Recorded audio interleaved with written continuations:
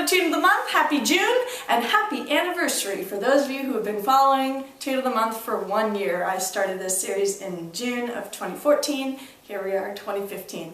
I've had so much fun sharing all these tunes with you guys, and thank you for joining me and for writing and telling me that you're learning the tunes and enjoying them. And I've even jammed a few of these with a few of you out on the road, which is the whole point. So yeah, I'm looking forward to another year full of tunes. And to kick off this year, I'm going to do something a little bit different. We've been doing lots of jigs and reels and space, you know, fiddle stuff. And what I've actually been doing in real life is learning some different styles of dance tunes, and they're awesome. So I figured I'd show you a couple in the upcoming year. I'm today going to show you a Klezmer tune. I've been playing lots of Klezmer tunes recently. It was a new style for me last year, and I love it. It's so much fun, and it has a lot of strong relationship to the fiddle music that we already know. So I'm going to show you one of my favorite tunes to play for dance and for concert.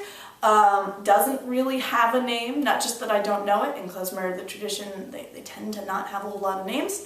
The Romanian Hora, another Romanian Hora, yet another Romanian Hora, and all different tunes. But I do love this one. It's very distinctive and very fun, and it's a Freylach, which is one of their fast tunes. So here it is.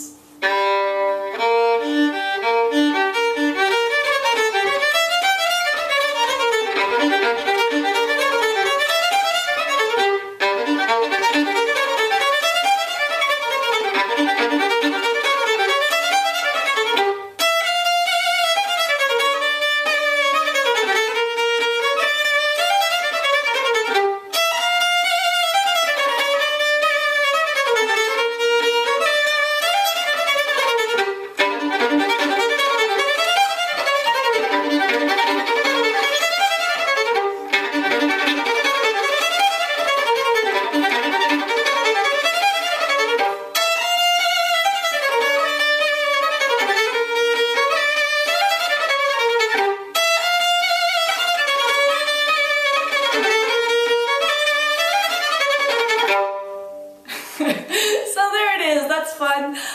If you're listening, thanks for joining us. I'll see you next month. And if you're ready to play, get your instrument, let's do it. It may sound crazy and hard and foreign, but it is none of these things. Well, it might be a little foreign, but not by the end of this 10 minutes, about. So yeah, as always, if you would like to see this written down, particularly since we're going to be into some new ornaments and things like that today, I will always email out the sheet music for the Tune of the Month on my email newsletter. So if you're a member of that, it's already in your inbox. And if you're not, go to my website, www.mariblack.com, and sign up for the newsletter. You'll always get Tune of the Month sheet music, complete with all the ornaments and bowings and everything that we talk about in these videos. Alright, so let's break this thing down. If you were listening with a fiddler's ear while I played it up to tempo, you probably noticed that it's just like a fiddle tune. A section and a B section.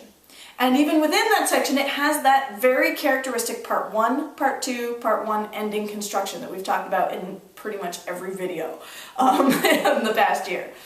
So it's fairly easy to remember.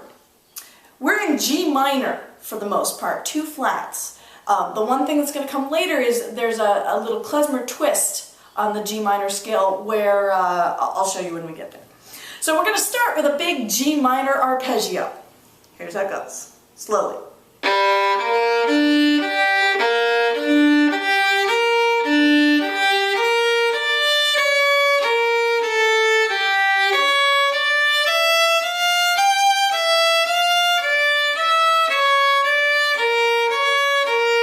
Back to the beginning, part 1.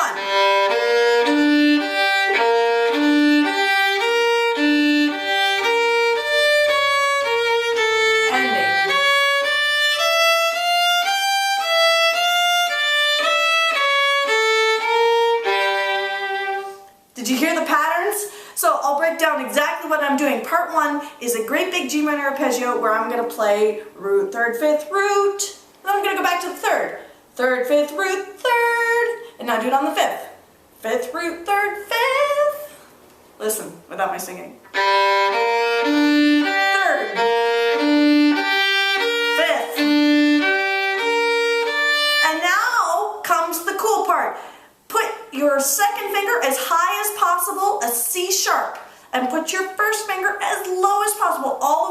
the end of the fingerboard on B flat.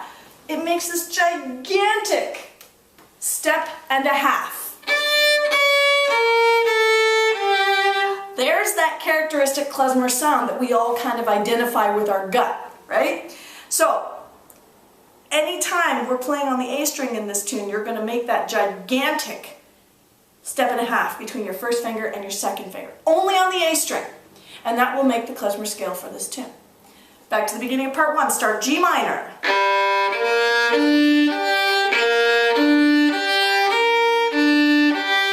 step and a half down the scale. That's all of part 1. Got it?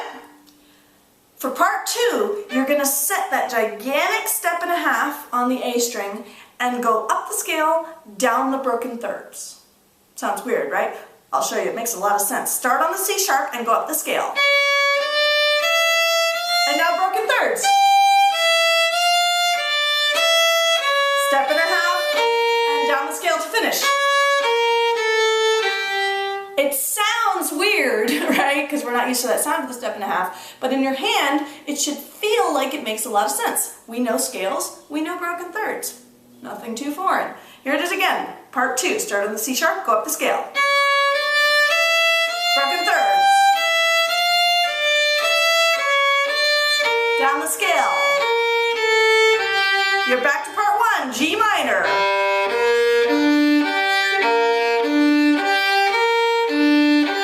Step and a half scale. Ending starts the same as part 2. Broken thirds. And then here's the little ending. Again, it's just broken thirds, but I've got that step and a half in the middle. Here's the last ending measure.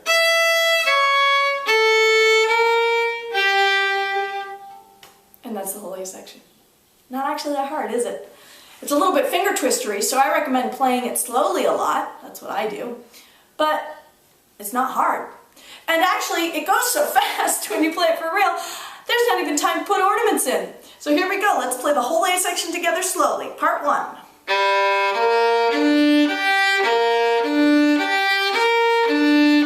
Set your step and a half. Up the scale. Broken thirds.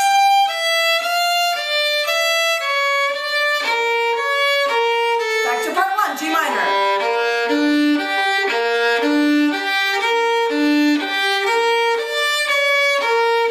Ending starts like part 2.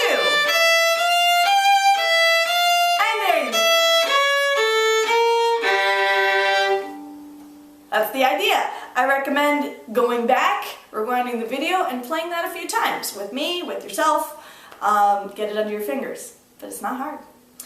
Now, in the B section, here's where we're going to encounter some new ornaments. It may not be new if you're a klezmer player. If you're a Celtic player, like I was when I first encountered klezmer music, it's going to look a little new, but they're very cool. The characteristic ornament that is unlike anything else in fiddling traditions, Celtic, American, Canadian, all of them put together, this distinctive klezmer ornament called a creft. And what it's supposed to be imitating is the sound of a human voice breaking. I'm not going to imitate it right now because I'm a terrible vocalist, but if you think of somebody singing a pitch, oh, and then like breaking the... I said I wasn't going to do it, and then I did. But hopefully you have a sense of what I'm talking about. If you go listen to great Yiddish and klezmer vocalists, you'll hear it. It takes the note, and then it breaks up and comes back down. Alright? Now, how I'm going to do that, it is actually ornamenting the back side of a note. So if I have this E, if I'm playing, which is actually the start of the B section, E, F natural, F natural, F natural. I can ornament that E with a creft by, at the back side of the E, I'm going to put my fourth finger, touch the string to stop the E from ringing, to break it. You hear it? The part's going to be a little tongue twister for you Celtic people, is that the creft happens on the same bow, because it's the E I'm ornamenting, not the F. Break.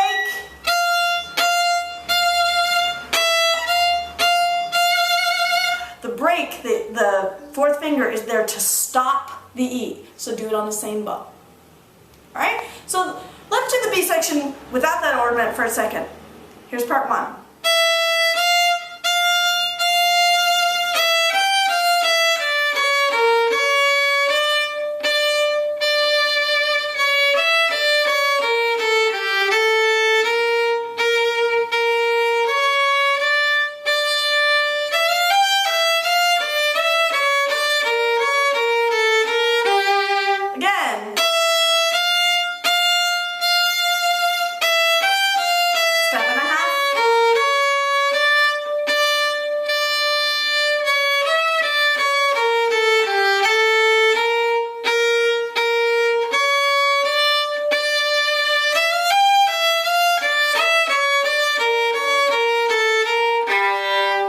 Pretty simple without the ornaments.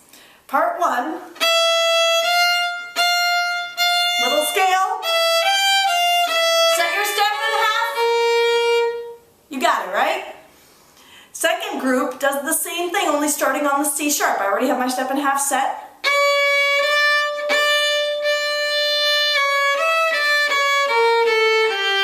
Do it again, second group, start on the C sharp.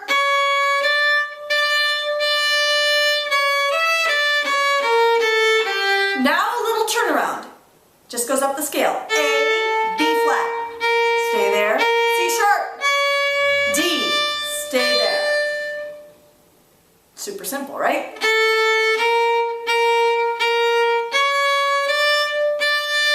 And now the ending is just going to be broken thirds.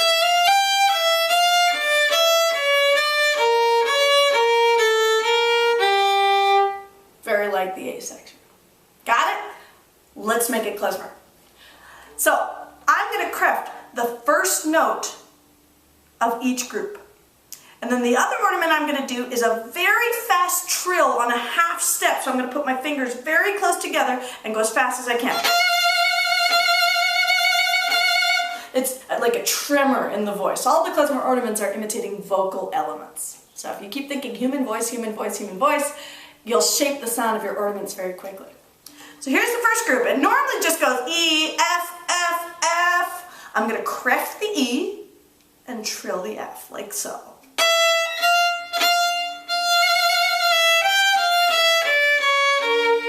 Try it again.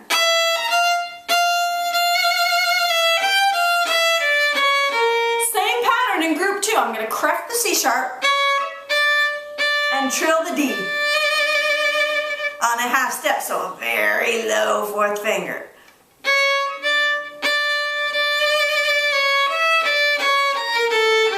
Let's try those two groups again. Clef, trill, go down the scale. Clef, trill, down the scale. Start on the E.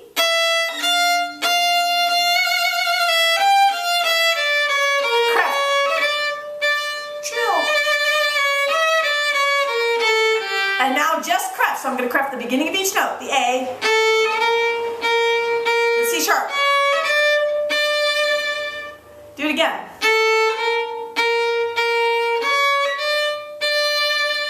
And then no ornaments at the end. Because again, it's going to go too fast. That's it. That's all there is to it.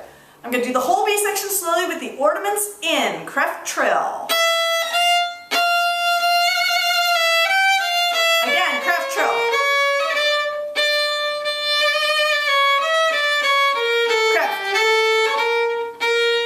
Clef.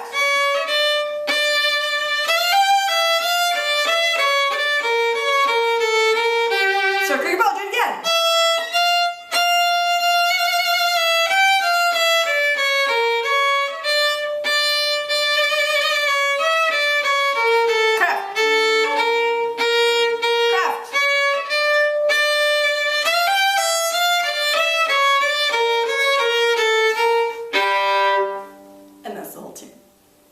Alright, so if you're feeling a little finger tied with those clefs, welcome to the club. When I first started them, they felt very, very foreign to me. And they didn't even work at a fast tempo for me for a couple of weeks. But if you play them slowly and really focus on the ornament stopping the note, that's the foreign aspect, right? That the ornament is happening on the back side of the note. You'll see this in the written sheet music that I send out on my newsletter. If you focus on that, it will really develop very quickly. And you can play this tune at lots of different tempos. At the beginning when I played it fast for you, I played kind of a medium tempo once through, and then I played it as fast as I possibly could the second time. That's how I like to do it. I learned this tune from my friend John Cannon, and his band plays it medium tempo, and then super fast, and then really, really slowly, and then back to fast. So if you're playing this for a concert, you can play any number of tempos with speed ups and slow downs and all sorts of cool dramatic things that are very indigenous to the klezmer tradition. If you're playing it for a contra dance, pick a tempo and stick with it. Your dancers will thank you. But otherwise, anything goes. Have fun, play it lots, come find me on the road, I will play it with you anytime. I love this tune, and I can't wait to share more with you guys in the next year of Tune of the Month. Thanks for joining us!